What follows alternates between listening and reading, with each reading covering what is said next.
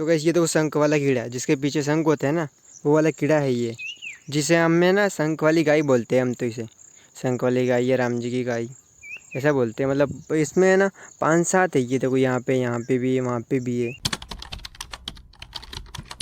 Hey guys, good morning, welcome to my new blog. तो अभी फ़िलहाल 12 बजने वाले हैं और अभी है ना मेरे जस्ट सामने डोगी भाई बैठे हैं अपने। तो ये देखो, वहाँ बैठ, वहाँ आगे, वहाँ बैठ आगे।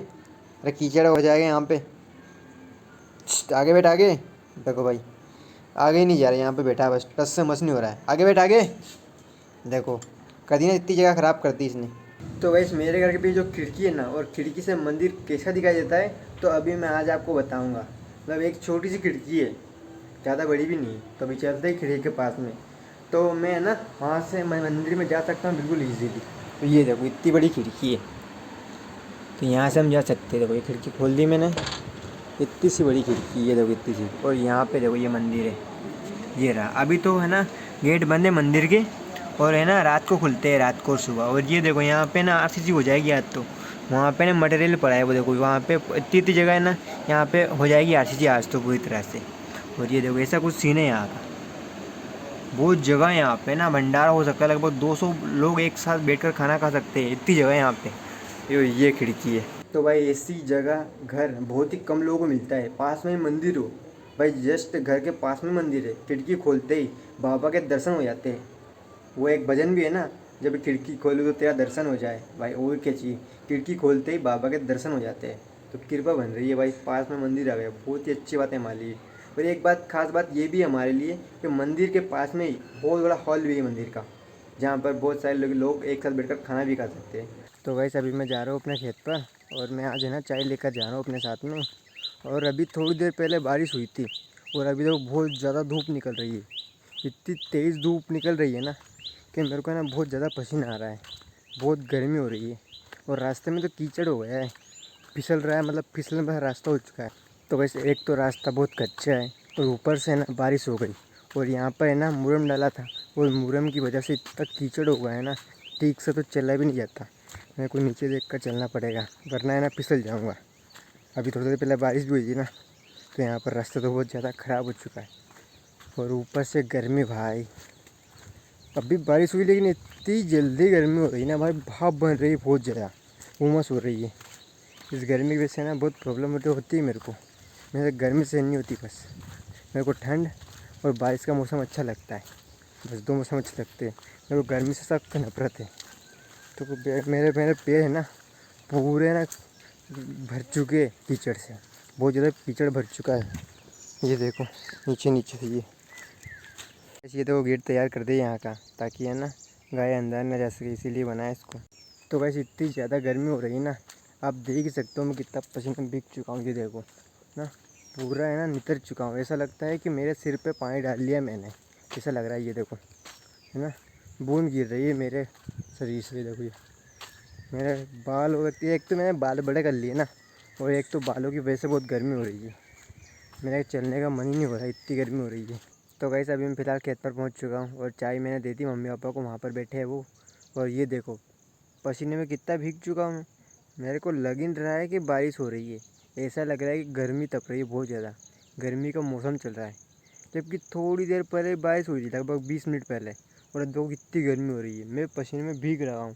ऐसा लगता है कि मैंने ऊपर सिर पर ना पानी डाल लिया ऊपर से, वो पूरी ये मेरी टी शर्ट है ना, ये पूरी भीग गई पानी में, अब पसीने में भीग गई पूरी। पानी जैसा लग रहा है कि पानी पानी होगा ये भाई। इतनी गर्मी पता नहीं क्यों हो रही है, भाप भर रही है। और यहाँ पर है ना, ये देखो गन्ने का पौधा है ना, इतना बड़ा हो गया है।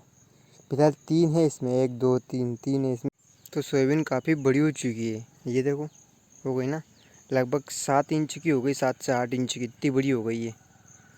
ये पूरा खेत हरा हो चुका है, अब तो बहुत प्यारा लग रहा है। तो कैसे, ये तो शंख वाला कीड़ा है, जिसके पीछे शंख होता है ना, वो वाला कीड़ा है ये, जिसे हम में ना शंख वाली गाय बोलते हैं। हम तो इसे शंख वाली गाय या राम जी की गाय ऐसा बोलते हैं। मतलब इसमें है ना 5-7 है। ये देखो यहाँ पे भी है, वहाँ पे भी है। ये मतलब ये है ना। तो कैसे मैं अपने बाल बड़े करने की सोच रहा था, लेकिन खेत पर आने के बाद जो गर्मी हुई ना, उसकी देखकर मेरे को लगता है कि मेरे को बाल कटवा लेने चाहिए, जीरो करवा लेना चाहिए। भाई इतनी गर्मी होती है ना इन बालों में, मैं क्या बताऊँ। अभी तो फ़िलहाल धूप नहीं है, लेकिन बिना धूप के भी बहुत ज़्यादा गर्मी होती है मेरे को तो कटवा ही लेना चाहिए मेरे को। तो ये देखो अभी तो है ना फ़िलहाल धूप नहीं हो रही, तो मैं ना अभी खेत में चलता हूँ अंदर और मैं दिखाता हूँ आपको सोयाबीन कितनी बड़ी हो चुकी है। मैं सोयाबीन में तो काफ़ी मतलब भी तो कैसे अभी मैं खेत में आ चुका हूँ अंदर, और यहाँ पे ना खेत में बहुत ज़्यादा है ना मिट्टी गीली है अभी तो, बहुत ज़्यादा पेड़ ज़मीन में धस रहे हैं मेरे। तो मैं आपको दिखाता हूँ कितनी बड़ी हो गई सोयाबीन। तो ये देखो इतनी बड़ी हो गई। तो ये देखो एक बेत से बड़ी है ये सोयाबीन। ये देखो ये मेरा एक बेत आ रहा है ना इतने बड़ी, तो इससे भी बड़ी है। देखो ये एक बेत इससे ना ऊपर चली गई, ये देखो है ना। तो वैसे अभी फ़िलहाल शाम के 7:30 बज रहे हैं और हम घूमने के लिए आए थे। तो अब आप मेरे कैमरे कंडीशन देख सकते हो कैसे है ना झुर्रियाँ आ रही है, मतलब वो मच्छर उड़ रहे हैं। हम तो इसे है ना मच्छर उड़ना ही बोलते हैं। तो ऐसा कुछ सीन है मेरे कैमरे का। और अभी फ़िलहाल शाम हो चुकी है मतलब। तो ये देखो ऐसा कुछ सीन है मेरे साथ हरिओम है। तो मैंने इसको कॉल किया कि चल घूम कर आते हैं। तो हम घूमने के लिए आए थे सड़क पर। तो इतनी शाम मतलब रात पड़ने वाली है, बस जस्ट थोड़ी देर बाद रात पड़ जाएगी। तो गैस मेरे गांव में हर दूज को बाबा रामदेव का और अमास पूनम और मंगलवार को हनुमान जी का झंडा निकाला जाता है।